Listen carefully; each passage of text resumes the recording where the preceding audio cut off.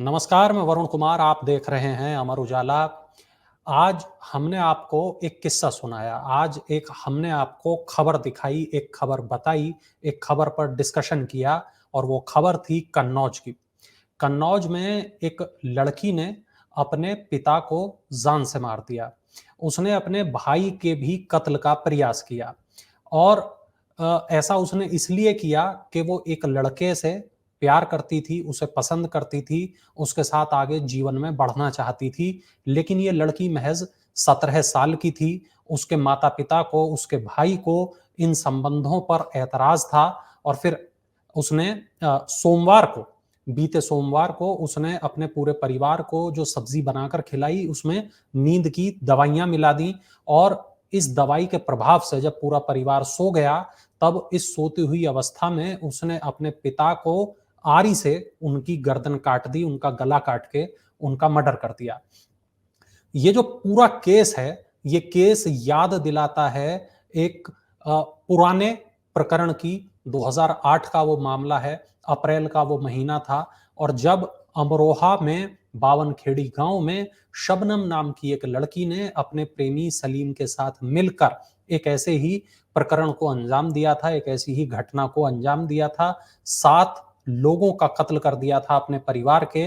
वो पूरा प्रकरण क्या था, वो पूरा मामला क्या था, आज वो हम जानेंगे। और इसी पर चर्चा के लिए मेरे साथ एक बेहद वरिष्ठ पत्रकार मौजूद हैं। तमाम बड़े मीडिया हाउसेस में काम कर चुके हैं, कई संस्थानों के साथ जुड़े रहे हैं। सत्य कथा लेखक के रूप में उनको तमाम लोग पढ़ने वाले जानते हैं। मेरे साथ नितिन सबरंगी जी हैं। नितिन जी हमें ये बताएंगे कि आखिर वो पूरा मामला क्या था, शबनम ने किस तरीके से इन हत्याओं को अंजाम दिया था। नितिन जी, आपका स्वागत है अमर उजाला पर। बहुत-बहुत धन्यवाद वरुण जी। और सबसे पहले अमर उजाला संस्थान को और आप लोगों ने जो यह एक नई मुहिम एक चलाई है, मैं तो मुहिम मुहिम ही कहूँगा। चूँकि समाज में एक आईने के रूप में मीडिया होता है और एक नया प्रयास जो सोशल मीडिया पर आप लेकर आए हैं, इसके लिए ना सिर्फ़ आपको बल्कि आपके पूरे संस्थान को और आपकी टीम को, जितने लोग इसमें लगे हैं, बहुत-बहुत बधाई आपको। और ये जो कन्नौज वाला वाक़या आपने जिसका उल्लेख किया है, निसंदेह ये बेहद हैरान करने वाली घटना है। और कई बार इस तरह के जो अपराध घटित होते हैं, इसके पीछे एक मनोवैज्ञानिक कारण और जो परिस्थितियाँ होती हैं, परिस्थितियाँ इस तरह से हो जाती हैं क्योंकि सोचने-समझने की जो शक्ति है, वह क्षीण हो जाती है। और यह जो कन्नौज वाली लड़की है, इसकी उम्र कम है और इसको किस तरह से हैंडल किया गया, आप उस मानसिकता को समझिए कि ऐसा नहीं है कि उसका पिता नहीं था और अपने पिता पर इस तरीके से वार कर देना, यह कोई सामान्य घटना नहीं है। लेकिन इससे पहले उत्तर प्रदेश का एक बेहद चर्चित मामला, ना सिर्फ उत्तर प्रदेश बल्कि पूरे देश में चर्चित मामला रहा 14 अप्रैल साल 2008 का। और यह जो वाक़या घटित हुआ, यह अमरोहा, जो अब अमरोहा जिला है, अमरोहा के हसनपुर तहसील का एक गाँव पड़ता है बावनखेड़ी। और बावन खेड़े। बावनखेड़ी गाँव में यह वाक़या हुआ था। एक लड़की, इसे मैं संक्षेप में आपको बताना चाहूँगा, एक लड़की होती है शबनम। शबनम के पिता जो होते हैं प्रोफ़ेसर होते हैं और बेहद एक ज़हीन ख़ानदानी परिवार, जिसकी पूरे इलाके में इज़्ज़त होती है उनके फ़ादर की। चूँकि आप समझ सकते हैं जिस परिवार से यदि कोई शिक्षक हो और वह अपने सारे बच्चों को तालीम देते हैं। उनके 2 बेटे होते हैं, एक बेटी होती है शबनम। और शबनम ने डबल एमए किया था। आप सोचिए, एक इंग्लिश से एमए किया, उसने एक भूगोल सब्जेक्ट से एमए किया। जी। उनका एक बेटा होता है, उस बेटे ने एमबीए किया था, वह एमबीए की शिक्षा हासिल कर रहा था। और उनका एक और बड़ा बेटा होता है, वह पेशे से इंजीनियर होता है। उस लड़के की पंजाब में जॉब भी लग गई थी और वह लड़का शादीशुदा था, उसका एक बच्चा भी था, बेहद मासूम बच्चा। वह चेहरा अभी भी मुझे याद आ जाता है, क्योंकि जब घटना स्थल को देखा तो आप यकीन जानिए कि मैंने तमाम सैकड़ों कहानियाँ लिखी हैं अपराध की। लेकिन कुछ कहानियाँ ऐसी होती हैं जो हमारे भी दिलो-दिमाग पे छाप छोड़ जाती हैं और हम भी सोचने लगते हैं कि ऐसा कैसे घटित हो सकता है, क्योंकि यह चीज़ें कल्पनाओं से बाहर होती हैं। और वह वाक़या, वह लड़की शबनम, एक लड़का होता है सलीम। सलीम महज़ 8वीं पास लड़का होता है और शबनम के घर के बाहर एक आरा मशीन होती है, आरा मशीन पे मज़दूरी का काम किया करता था। दोनों के बीच कथित रूप से प्यार होता है। उस प्यार के बाद यह जो वारदात होती है, 14 अप्रैल 2008 की बात थी। यह रात के तकरीबन 1 बजे का वक़्त था जब यह वारदात हुई। और सुबह के वक़्त, अगले दिन यानी सुबह को लोगों को ये मालूम चलता है कि शौकत अली जो कि प्रोफ़ेसर हैं, उनके परिवार में एक वाक़या घटित हो गया। उस परिवार में 7 लोगों का कत्ल कर दिया गया है। उन 7 कोई नहीं लोगों में बचा जो था, मरने सारे वा सारे सारे ही लोग हाँ, मारे गए सारा थे, पूरा सिवाय परिवार शबनम नहीं के। था। वो सिवाय शबनम एक लड़की बची थी, और उसमें जो परिवार के जो मालिक थे शौकत अली प्रोफेसर, उनका कत्ल किया गया, उनकी पत्नी का कत्ल किया गया, उनके 2 बेटों का कत्ल किया गया, उनके पुत्रवधू का कत्ल किया गया, और एक उनका बच्चा था बेहद मासूम, उनके बेटे का अनीश का, उसका कत्ल किया गया। उनके 11 यहाँ महीने उसकी शायद करीब जी, उम्र जी, थी। जी। हाँ, बहुत एक मतलब गप्पोसा, बहुत खूबसूरत वो तस्वीर, मैं आपको पुराने कुछ फ़ोटोग्राफ्स मेरे पास का है, जो रोते हुए नाटक कर रही है। और जब ये वाक़या घटित हुआ, लोगों को अंदाज़ा नहीं था कि एक लड़की इस तरह की वारदात को अंजाम देगी। सुबह जब लोगों को मालूम चला कि इतने लोगों का कत्ल हो गया, पुलिस आ जाती है, और शबनम रो रही थी। हम लोगों को भी मालूम चला, हम भी मौके पर गए, और चूँकि बड़ा मामला था उस दौर का, और ऐसी कहानी को कवर करना किसी भी लेखक के लिए अपने आप में ज़रूरी हो जाता है। और जब वह लड़की रोने-धोने का नाटक कर रही थी, पुलिस से पूछताछ करती है, तो वह 3 चीज़ें ख़ास तौर पर उसके 3 बिंदु थे जो पकड़ में आए। वह यह बताती है कि रात के वक़्त कुछ चोर बदमाश उसकी छत पर आ गए। वह छत पर सो रही थी, और परिवार के 3-4 अलग-अलग कमरों में बाकी लोग सो रहे थे। और वह बदमाश छत पर आए, छत पर आने के बाद उन्होंने कत्ल किया, और कत्ल के बाद वह दरवाजे से बाहर निकल गए। पुलिस को यह पहले अपने बयान में उसने बताया, और उसने जब उससे पूछा गया कि आप नीचे रात के वक़्त क्यों गई, तो उसने यह बताया, रात में चूँकि बारिश होने लगी थी, बारिश के बाद वह नीचे गई थी, और गर्मियों का यह मौसम था। लेकिन यह हैरान करने वाली बात थी वरुण जी, कि उस रात गाँव के लोगों से जब पूछताछ की गई इस संबंध में, तो उन्होंने यह बताया उस रात वहाँ कोई बारिश नहीं हुई थी, तो यह उसका पहला झूठ था। दूसरा, जो घर का दरवाज़ा था वह बंद था। और अंदर की अब तरफ ऐसा से बंद था। अंदर की तरफ से बंद था। शबनम जो चीखने-चिल्लाने लगती है, तब तब लोग वहाँ आए, तो तब उसने दरवाज़ा शबनम नहीं खोला था, लोगों ने इस तरह के बयान दिए।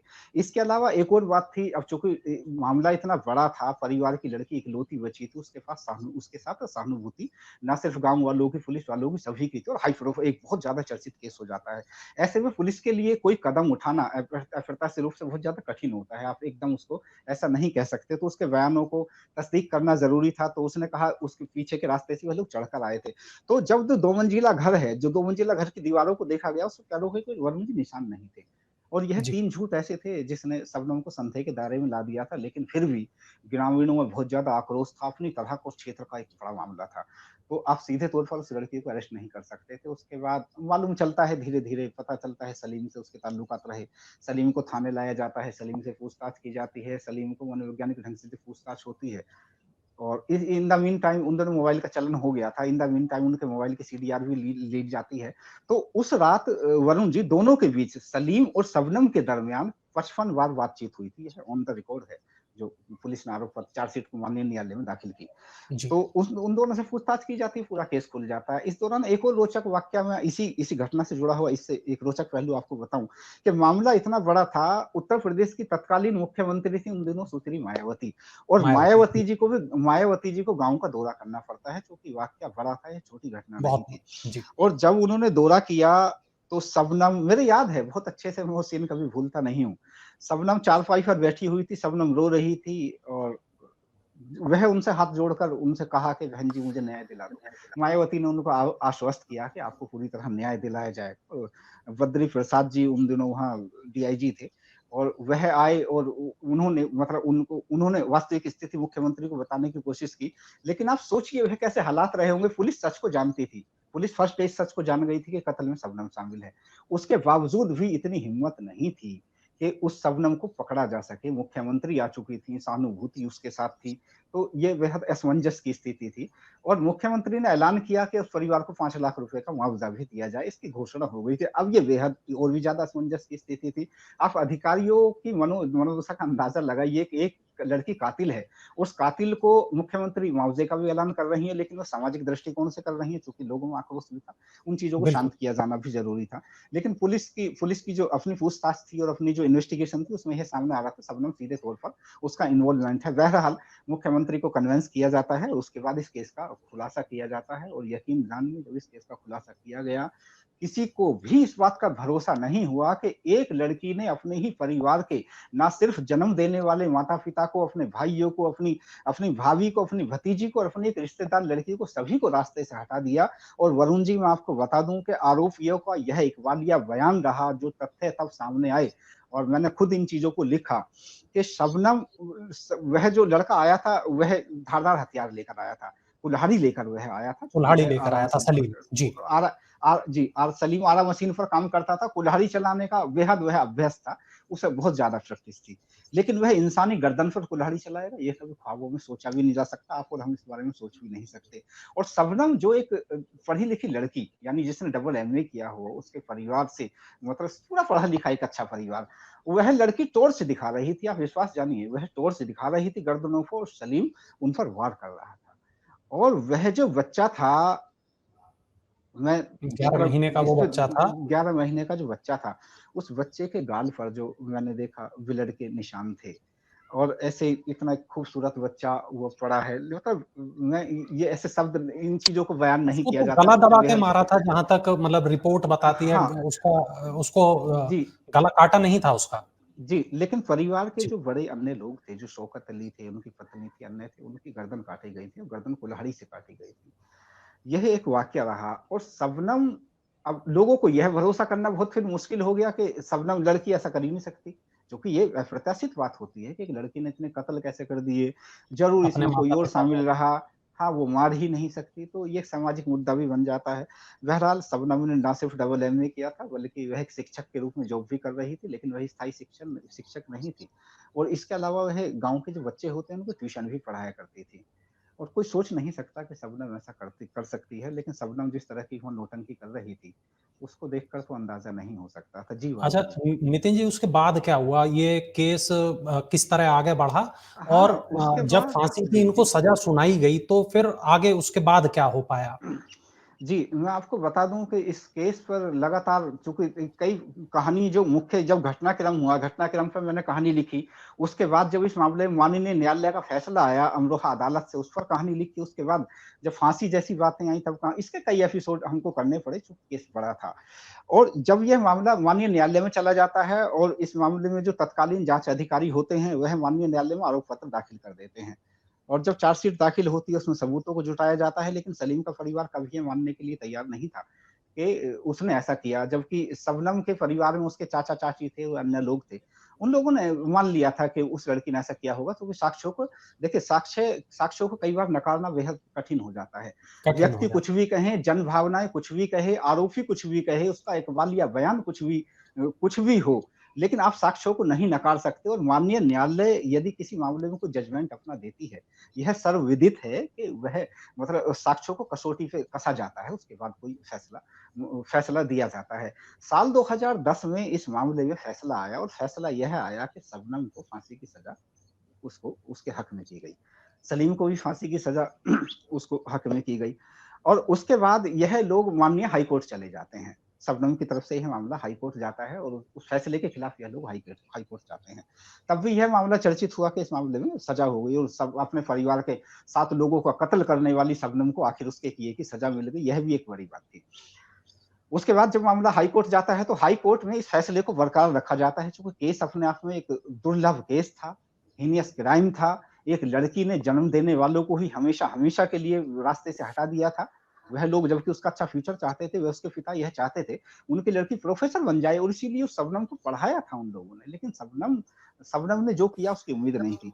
बहरहाल माननीय माननीय हाई कोर्ट इस फैसले को बरकरार रखता है, उसके बाद यह मामला माननीय सुप्रीम कोर्ट में चला जाता है, और सुप्रीम कोर्ट से भी फांसी की सजा को बिल्कुल बरकरार रखा जाता है, और फैसले में कोई रद्द-बदल नहीं किया जाता। जब जी। यह होता है, तो बात आती है अब शबनम को फांसी की, कि साहब शबनम को फांसी कब होगी, और यह बहुत ज़्यादा एक चर्चित हमारे चर्चा का समाज में विषय हो बन जाता गया है। था। जी, और बहुत फिर ज़्यादा चर्चित राष्ट्रपति के रहा। पास मर्सी अपील भी दाखिल की जी, गई जी। थी। साल 2015 की यह बात है वरुण जी, साल 2015 में यह मामला माननीय राष्ट्रपति के समक्ष यह चला जाता है, और वह वहाँ दया याचिका इस संबंध में की जाती है। दया याचिका खारिज कर दी जाती है, और जब दया याचिका खारिज होती है, फिर यह होता है शबनम को फांसी अब होगी, कब होगी, तब होगी, ये सब मुद्दा चलता रहता है। लेकिन बहरहाल एक बार फिर से मर्सी अपील की जाती है, और यह कानूनन उनका राइट है, हमारा जो संविधान है, यह उनको राइट देता है। और जी। अब एक बार फिर से यह जो अभी उनकी जो मर्सी अपील है, लंबित है, इस पर कोई जजमेंट नहीं हुआ है। फिलहाल शबनम और सलीम दोनों ही उत्तर प्रदेश की अलग-अलग जेलों में बंद हैं। शबनम वर्तमान में उत्तर प्रदेश के रामपुर जिला कारागार में बंद है, और जबकि जो सलीम है, वह इलाहाबाद यानी प्रयागराज की नैनी जेल में बंद है। जी, वरुण जी। अच्छा, नितिन जी, जब ये हत्याकांड को इन लोगों ने अंजाम दिया, उस वक़्त शबनम प्रेग्नेंट थी और जेल में उसने एक बच्चे को भी जन्म दिया था। जी, शबनम प्रेग्नेंट थी और यह बात तब मालूम किसी को नहीं थी। मतलब अब ऐसा तो होता नहीं कि पुलिस इन्वेस्टिगेशन करेगी, ये इन चीज़ों को बहुत जी, बारीकी से इनका परीक्षण किया जाए, ठीक है। आरोपी को जब माननीय न्यायालय में पेश किया जाता है आफ्टर अरेस्टिंग, गिरफ्तारी के बाद जब किसी भी अभियुक्त को पेश करेंगे तो उससे पहले उसका मेडिकल परीक्षण होगा। मेडिकल परीक्षण में ये देखा जाता है उसके शरीर पर कोई चोटों के चिन्ह तो नहीं है, चोट के कोई ऐसी निशान बात तो तो नहीं है। नहीं है, जी, वह किसी को रोग तो नहीं है। चूँकि आरोपी कई बार बाद में क्लेम कर देते हैं कि साहब पुलिस पुलिस ने कस्टडी के मारपीट की, दौरान मुझको यातनाएँ दी गई, मुझको ऐसा किया गया और मुझको जो बयान है वह जबरन लिखवाया गया। ये जबरन लिखा हथकंडे गया। बहरहाल ये कानूनी बातें हैं। तो इसमें उनका परीक्षण कराया गया, परीक्षण में ऐसी बात नहीं आई थी, लेकिन बाद में जब वह जेल जाती है, उसको वॉमिटिंग वगैरह होती है, तो यह जब मेडिकल वहाँ जेल का भी अपना अस्पताल है और जब ज़्यादा जो वैसे बंदी होते हैं, जेल में उपचार किया जाता है, ज़्यादा शदीद बंदी होते हैं, उनको बाहर ले जाया जाता है।